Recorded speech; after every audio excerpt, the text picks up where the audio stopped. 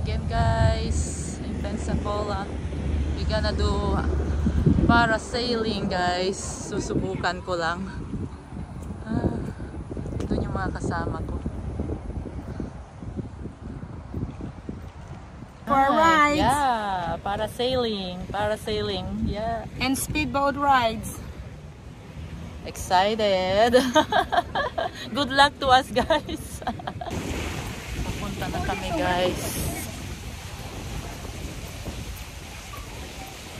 Magbo-board na. Yan yung boat na sasakyan namin guys. Para sa parasailing.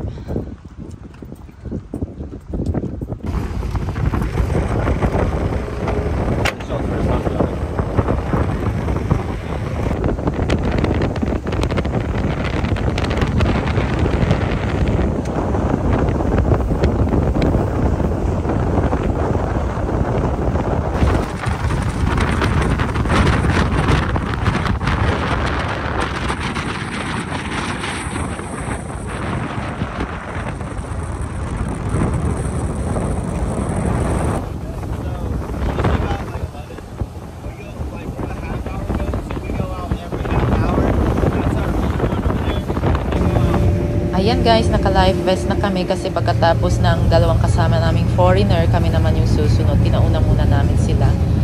So, wala kaming videos guys while nagpaparasail kasi hindi namin pwedeng dalhin yung cellphone namin. So, kumuha lang sila ng mga pictures at binayaran lang namin guys. Kaya ayan, photos lang tayo meron. At pagkatapos ay dumiretso din kami dito sa Radical Rides para sa aming kambal, para ma-enjoy din naman nila yung pagpunta dito. So, merong mataas na zip line pero hindi pa sila pwede. Kaya dito muna kami sa 4 kids. Ayan, enjoy na enjoy yung dalawa. So, pagkatapos naman dito guys, ay may plano yung group na pupunta kami sa seafood market. Isa sa mga famous seafood market dito sa Pensacola. So, yung kasama namin taga Oklahoma, gusto nilang bumili ng maraming seafoods. At ayan na nga guys, dadaanan naman kami dito sa Pensacola Bay Bridge.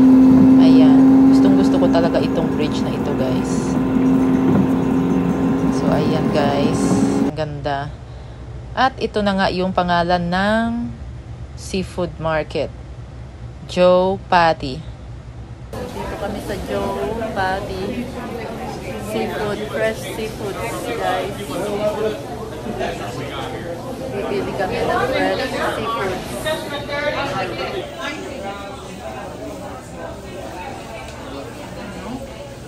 Wow, all fresh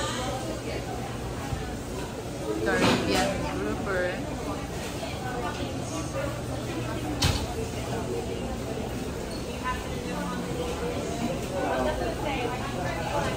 Fresh. All fresh. Yeah, it's a famous place. Seafood store.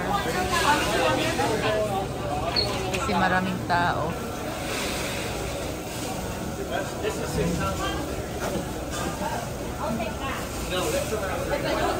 Lobster.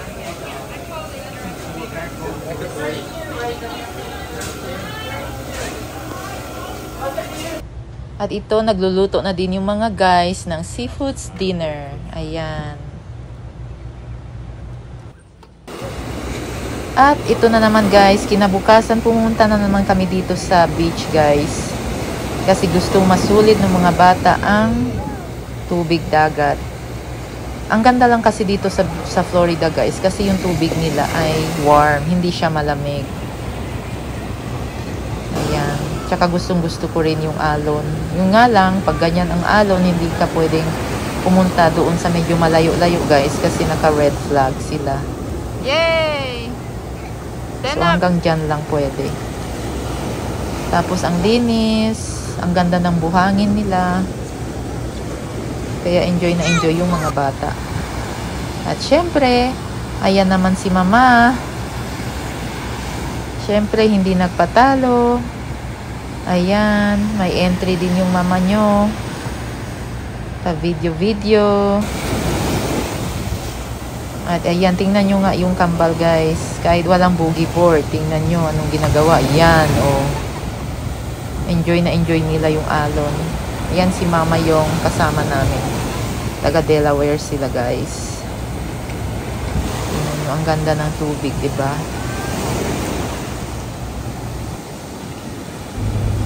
And it's another day guys. So on the way kami dito to visit the National Naval Aviation Museum located here in Pensacola, Florida. So this is a military and aerospace museum guys. So ayan, nandito kami ngayon sa harap. Mag-hi kayo. Hi, hi, hi. Yeah. Hi, everybody. Hi. Papasok kami sa loob guys, National Aviation Museum. Ayan, so ito yung unang makikita guys pagpasok sa entrance.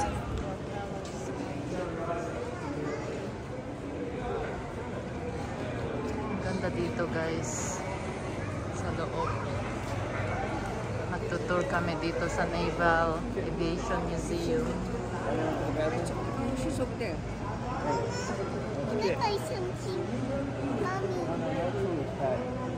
So ayan guys, nagtitingin-tingin lang kami dito sa loob. Bawal ang food and drinks dito sa loob guys.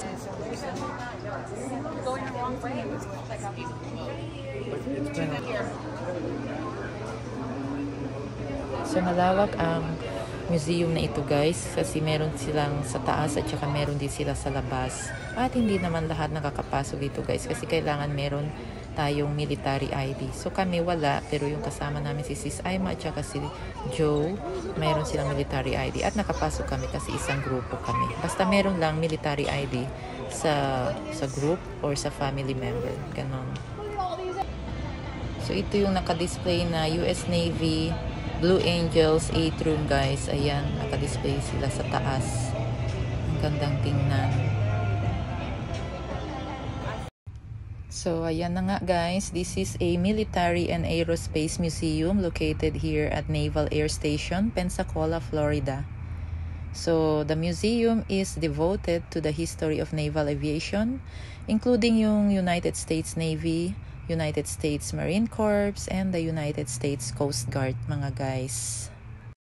So, it's more than 150 aircraft and spacecraft are on display, guys, including the 4 former Blue Angels, A4 Skyhawks, the U.S. Coast Guard helicopters, biplanes, and of course, the aircraft that President George W. Bush trained in, and the S-3 Viking used to transport President George W. Bush to the USS Abraham Lincoln in 2003.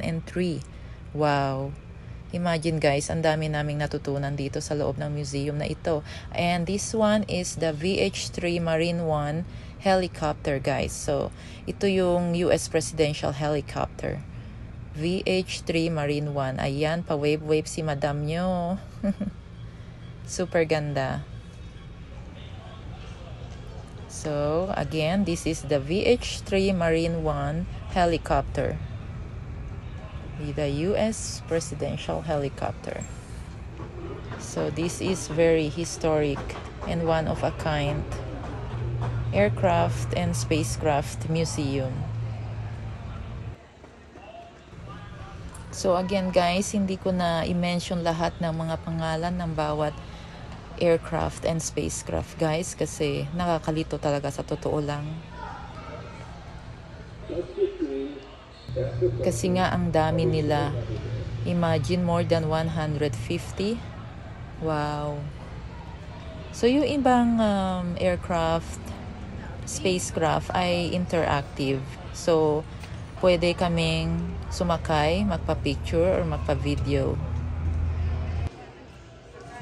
Yung iba naman ay bawal kasi for display lang. So yung iba pwedeng sumakay. Sasakay akong isa. Para may andun.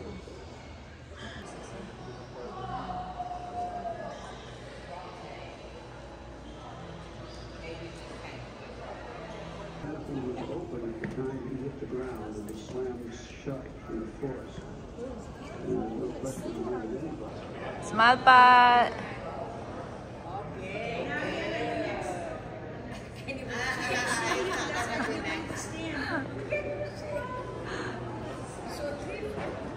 Hi! Hi!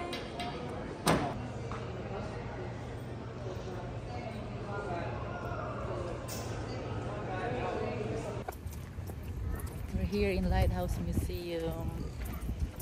So after our visit to National Naval Aviation Museum, guys, so dito naman kami ngayon sa Pensacola Lighthouse. So we're on top of the lighthouse, guys. So this is also a historic lighthouse here in Pensacola, Florida. Ayan. Ganyan siya, guys. Ito yung makikita sa taas. Ayan yung beach. So it's 177 stairs. So kasama din namin yung kambal. So nakayanan nila.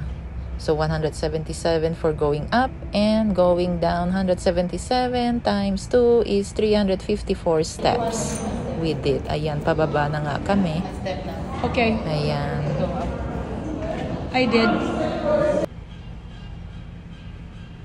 Thank you for watching, guys. Hope you subscribe to my channel. Bye!